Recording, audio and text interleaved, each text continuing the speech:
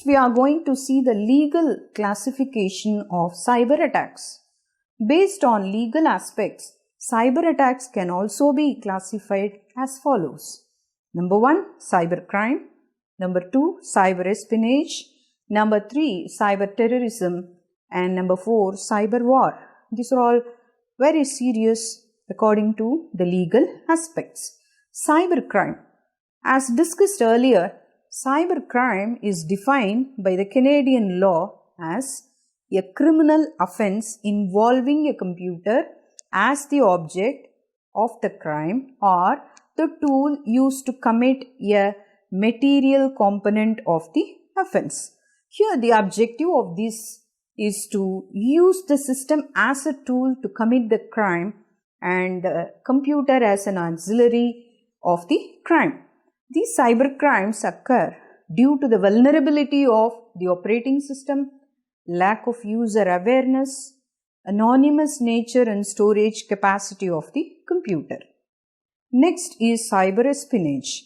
The act of using a malware or a malicious software like Trojan horse and spyware to obtain secret data of groups or of individuals and the government to gain benefits through illegal means without obtaining the authorization from the holder.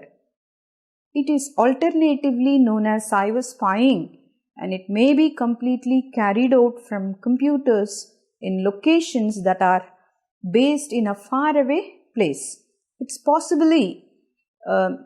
possibly involves invasion at home by spies trained in computer usage, or may be perpetuated by malicious or an amateur hacker and software programmers sometimes. Next is cyber terrorism.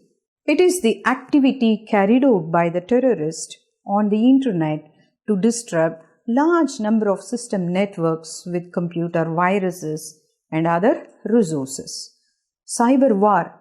It is the act of attacking another nation's computer or network or critical infrastructures to cause disruption or disturbance in their normal life or routine. This is known as cyber war. Next, we will see based on the severity of involvement. Based on the involvement and the severity, they are further classified into two, namely the active attacks and passive attacks. Active attacks. These types of attacks enable the attacker to communicate data to all the divisions during data transmission either in the unidirectional or multidirectional form. The attacker located between the intercommunicating parties tries to terminate the data sent by the parties in the network. As the server cannot authenticate the data source without validating the received information, the attacker tries to replace the client during this entire authentication process. We'll see more on authentication in the subsequent sections. Next comes the passive attacks. Using wiretapping or other similar methods, an unauthorized attacker spies to steal the system information during the communication process that takes place between two parties. This is different from an active attack as it does not interfere with any of the activities with databases or servers, but still may be considered as a criminal offense. Next, we'll see based on scope how the cyber attacks are classified.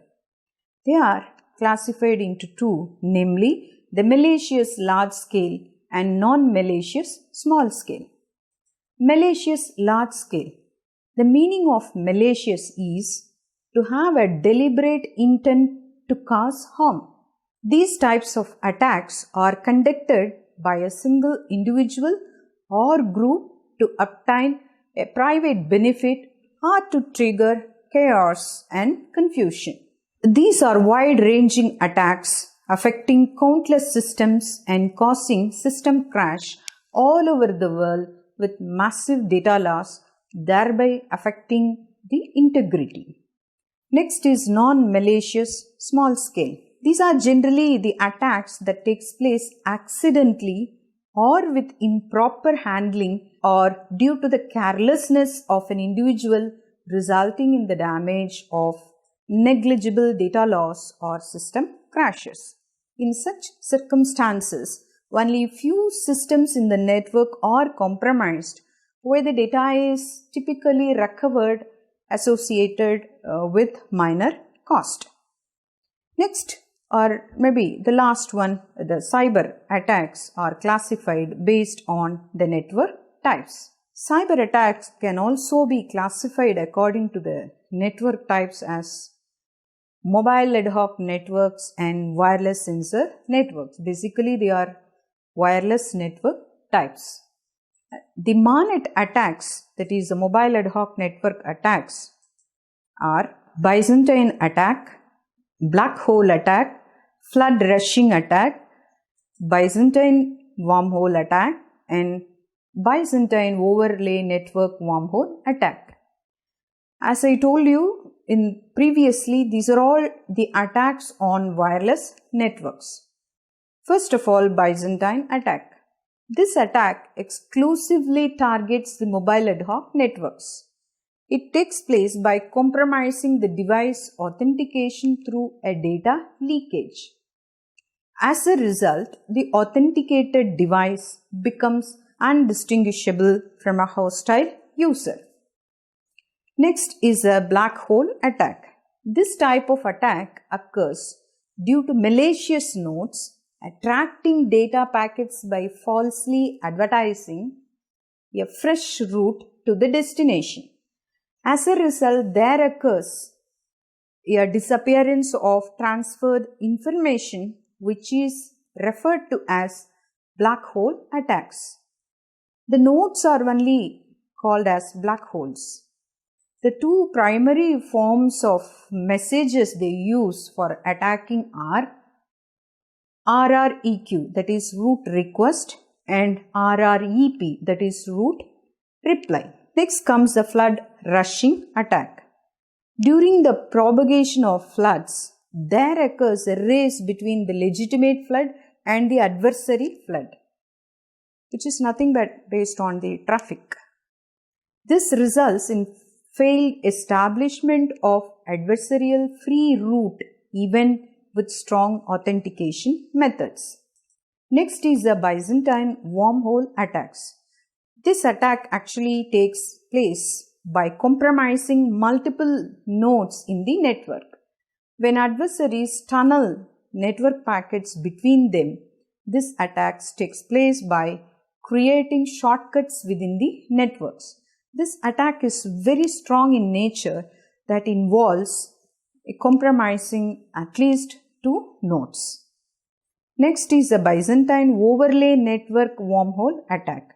This is the strongest and the most efficient of all other attacks discussed above, and it's also known as a super wormhole attack.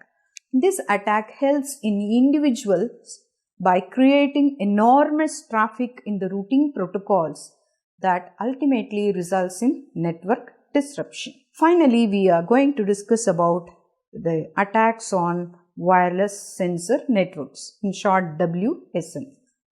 Based on various layers and techniques used in the attack domain, attacks again found in WSN can be further classified into two, namely cryptography and non-cryptography related attacks and attacks based on the network layers. First, cryptography and non-cryptography related attacks. Some of the attacks that come under this category, they use pseudo-random numbers attack and sometimes the digital signature attack and hash collision attack. Attacks on the layers. In the application layer, the attacks are repudiation and data corruption. Under the transport layer, the attacks are session hijacking and SYN flooding. Under network layer, wormhole, black hole, Byzantine, flooding, resource consumption, and location disclosure attacks. These are the normal attacks under the network layer. In data link layer, traffic analysis, monitoring and disruption of MAC, these are some of the attacks on the data link layer. Finally, on the physical layer, the attacks like jamming, interception and eavesdropping are possible. Also, multi-layer attacks are also a possibility. Something like denial of service attacks, impersonation attacks and man-in-the-middle attacks, they are these types of attacks which can even operate at all layer levels.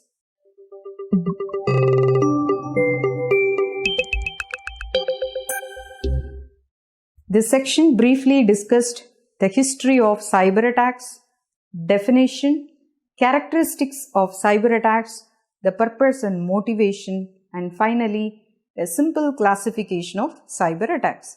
We'll see in the next module with much more details. Thank you.